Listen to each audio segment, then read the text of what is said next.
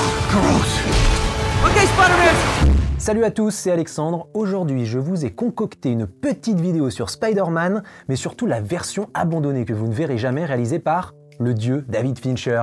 Et oui, vous avez bien entendu, David Fincher a lui aussi failli faire un film Spider-Man à la fin des années 90, et c'est donc à mon tour de continuer notre cycle de vidéos sur les Spider-Man qui n'ont jamais vu le jour. Vous avez déjà eu du très lourd avec la version canon, la grosse série B de Roger Corman ou carrément celle de l'immense James Cameron. Attends, mais Alex, c'est pas toi qui m'as dit qu'on devait dire Roger Corman? Bah si. C'est quoi le problème? Et c'est donc maintenant parti pour un tour chez la version de David Fincher. Avant la légendaire trilogie de Sam Raimi, plusieurs réalisateurs ont été envisagés pour faire Spider-Man, dont un certain Chris Columbus, qui va finalement se lancer dans la saga Harry Potter, ou Michael Bay, le mec qui a préféré faire exploser des Transformers. Et parmi les prétendants, Columbia Pictures, qui coproduira la trilogie de Raimi, voulait s'offrir les services de David Fincher. À l'époque, nous sommes en 1999 et le célèbre metteur en scène a déjà marqué les spectateurs avec 4 films, Alien 3, Seven, Fight Club et The Game. Et si on peut imaginer que des personnages comme le Batman de DC auraient probablement correspondu un peu plus au style de Fincher, la noirceur, etc., le réalisateur trouve là l'occasion de faire vivre sur grand écran le plus sympathique des héros Marvel, à sa manière. Toutefois, comme tout le monde sait, Sam Raimi a finalement été choisi pour réaliser la trilogie et David Fincher n'a jamais concrétisé sa version très différente de Spider-Man. Mais donc, on est ici pourquoi ? Pour voir à quoi elle aurait ressemblé. Il aura fallu attendre longtemps pour le savoir puisque, alors qu'en 2010 Sam Raimi a terminé sa trilogie Spider-Man, le 4e film est annulé et le reboot de The Amazing Spider-Man est annoncé pour juillet 2012. À ce moment-là, pour la promotion de son film Millennium, les hommes qui n'aimaient pas les femmes, David Fincher révèle à Gizmodo, ce que personne ne savait vraiment à l'époque, il devait réaliser le premier Spider-Man avant qu'il abandonne et que Sam Raimi prenne les commandes.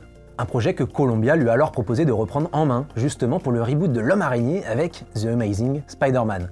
Mais incrédule face à l'oppressant cahier des charges développé autour de l'industrie super-héroïque, Fincher a décliné cette seconde offre encore.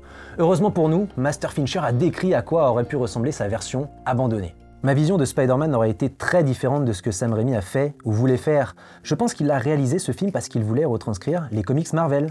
Moi, je n'ai jamais été intéressé par la jeunesse du personnage. Je ne pouvais pas me voir raconter l'histoire d'un type qui se fait mordre par une araignée rouge et bleue. C'était le problème, c'était quelque chose que je ne voulais pas faire directement. La séquence d'introduction que je voulais faire aurait alors duré 10 minutes. Loin de s'attarder sur la jeunesse du jeune héros, David Fincher aurait ainsi explosé les codes du film de super-héros habituel et balayé l'origin story de Spider-Man en 10 minutes. 10 minutes d'introduction qui auraient contenu, comme il l'a décrit, la morsure de l'araignée, la mort de l'oncle Ben, la perte de Mary Jane, le tout accompagné d'une musique palpitante. Un moyen habile de revenir sur les histoires nécessaires à la compréhension du personnage pour les spectateurs, tout en évitant ce territoire bien familier des fans du genre. Le film aurait alors commencé par la rencontre entre Gwen Stacy et Peter Parker, et David Fincher précisait à l'époque « Je voulais commencer par Gwen Stacy et le bouffon vert, et mon but, c'était de tuer Gwen Stacy.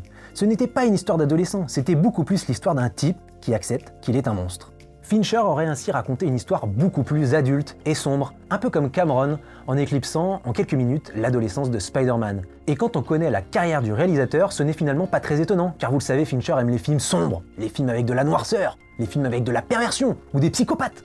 Bref, des bons films en fait. Mais c'est un autre débat.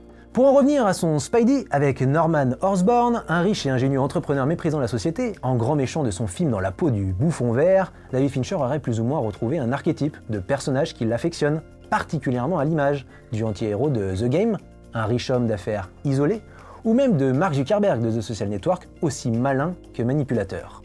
De l'autre, la relation entre Peter Parker et Gwen Stacy aurait été le cœur émotionnel de l'histoire, et en tuant la jeune héroïne à la fin, David Fincher aurait conclu le premier film avec un super-héros en deuil, voire battu, ayant échoué à sauver celle qu'il aime.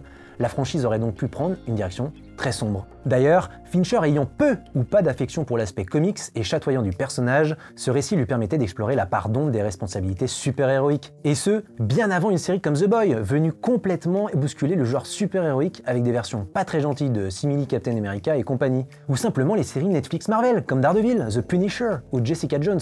Non, je ne parlerai pas des autres. Elles sont toutes nulles. Qui offrait un paysage super-héroïque plus sérieux et moins le lilol que la version du MCU.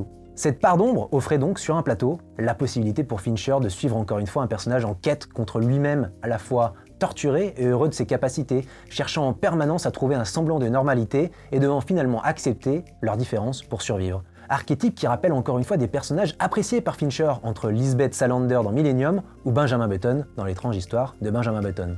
Mais évidemment, en mettant Mary Jane de côté dès l'introduction, en adaptant l'arc controversé de la mort de Gwen Stacy, qui a révolutionné non pas juste Spider-Man, mais toute l'appréhension de la littérature comics, et en mettant Peter Parker face à sa propre condition de monstre, pas sûr que c'est ce que le public voulait voir d'un Spider-Man, un premier Spider-Man, même dans les années 2000, et facile de comprendre la crainte du studio. En bref, même si Fincher est devenu un monument du cinéma contemporain, difficile d'imaginer qu'il était l'homme de la situation. Et c'est un fanboy du monsieur qui vous le dit.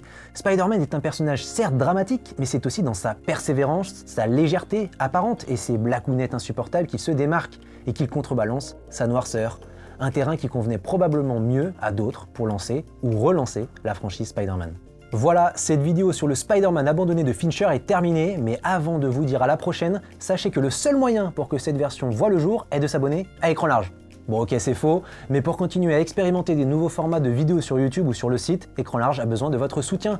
Alors si vous voulez nous aider, que vous en avez les moyens, le lien de l'abonnement est disponible dans la description de cette vidéo et vous donnera le droit à quelques privilèges sur le site, puisque vous pourrez accéder à des dossiers exclusifs comme Ken Park ou Repo Man. On espère que ce cycle sur les Spider-Man qu'on ne verra malheureusement jamais vous plaît, et si c'est le cas, 2 autres vidéos arrivent ces prochaines semaines. Je vous laisse la surprise. Voilà, merci de m'avoir regardé jusqu'au bout, n'hésitez pas à liker cette vidéo, à la commenter, à la partager, à nous dire si vous aimez ce format, ce qu'on pourrait faire pour l'améliorer, et puis à vous abonner à la chaîne en activant la petite cloche pour ne surtout pas rater les prochains numéros. A plus sur Écran Large.